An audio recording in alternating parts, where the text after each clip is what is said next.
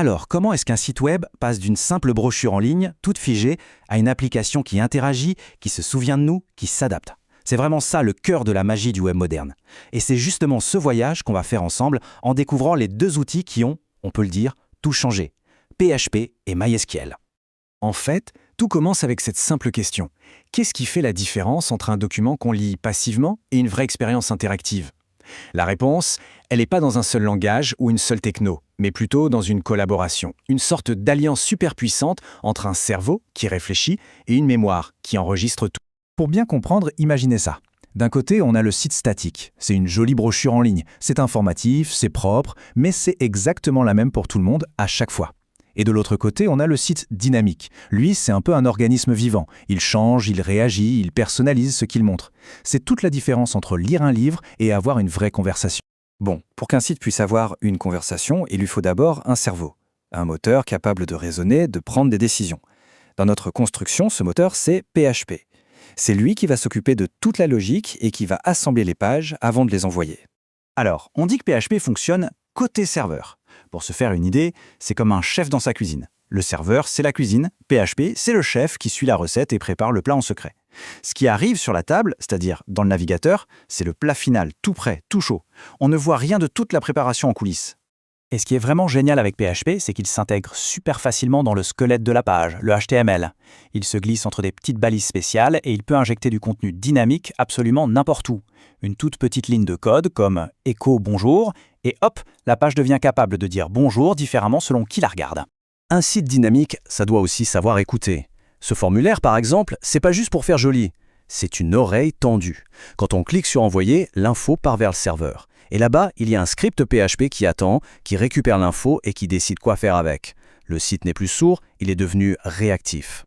Être réactif, c'est une chose. Mais pour vraiment créer une relation, il faut une mémoire.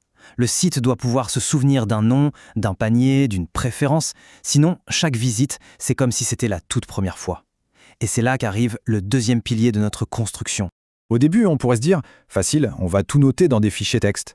Mais essayez d'imaginer chercher une seule petite info dans un document qui fait des millions de lignes. En gros, c'est comme chercher une aiguille dans une botte de foin. C'est super lent, c'est pas fiable, et dès qu'il y a un peu de monde, c'est juste impossible à gérer.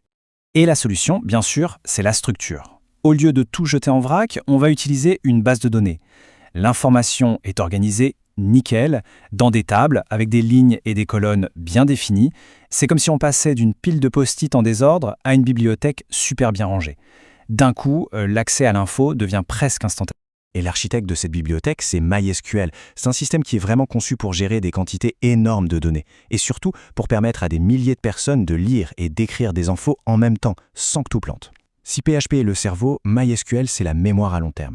Et ensemble, ils forment le duo qui a bâti une énorme partie du web qu'on connaît. Ok, notre application a maintenant un moteur et une mémoire. Elle est devenue puissante et du coup, elle est devenue exposée.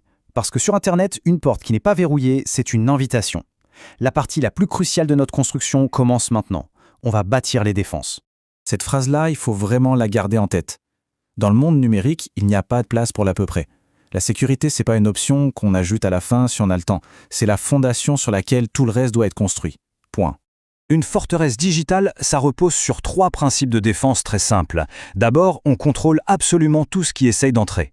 Ensuite, on inspecte tout ce qui sort. Et enfin, on s'assure que les murs de la forteresse eux-mêmes, c'est-à-dire le serveur, sont en béton armé. C'est un montrage simple, mais c'est vital. Revenons à notre petit formulaire tout simple. On s'attend à recevoir masculin ou féminin. Logique. Sauf qu'une personne mal intentionnée peut très bien ignorer les boutons et envoyer directement au script PHP du code malveillant, conçu pour voler des données ou pire. Chaque point d'entrée est une faille en puissance. Et donc, voici la règle d'or, la règle absolue. Ne jamais faire confiance à une donnée qui vient de l'extérieur. Chaque information, sans aucune exception, doit être vue comme potentiellement dangereuse. Elle doit être nettoyée, désinfectée, avant même de penser à la manipuler ou à l'afficher. Heureusement, on a les outils pour ça. Une fonction comme HTML, CSS, par exemple, elle agit comme un bouclier. Elle prend n'importe quel bout de code potentiellement dangereux et elle le transforme en simple texte, complètement inoffensif. Les caractères qui pourraient lancer une attaque sont neutralisés. La menace est éliminée à la source. Bon, au-delà des lignes de code et de la sécurité, construire une application qui va durer dans le temps, c'est un peu comme construire un immeuble. On ne peut pas juste empiler des briques au hasard et espérer que ça tienne. Il faut un plan d'architecte, des méthodes de travail et des fondations solides. C'est pratique, c'est vraiment ce qui fait la différence. Le contrôle de version, c'est une machine à remonter le temps pour le code. Les standards de codage, ça garantit que le projet reste lisible, même des années après. La planification, ça évite de construire un truc qui ne sert à rien. Et séparer la logique de l'affichage, ça permet de tout changer sans avoir à tout casser à chaque fois. Et voilà le résultat, l'aboutissement de tout ce parcours. Une application web complète, on voit bien la logique de PHP qui gère l'utilisateur connecté, on devine la mémoire de MySQL derrière qui stocke tous les favoris, et on espère surtout que le bouclier de la sécurité et le plan de l'architecte sont bien là, invisibles, mais absolument essentiels. C'est la synthèse de tous nos efforts. Finalement, PHP et MySQL, ce ne sont que des outils. D'autres sont arrivés, d'autres viendront, peut-être plus rapides, plus modernes.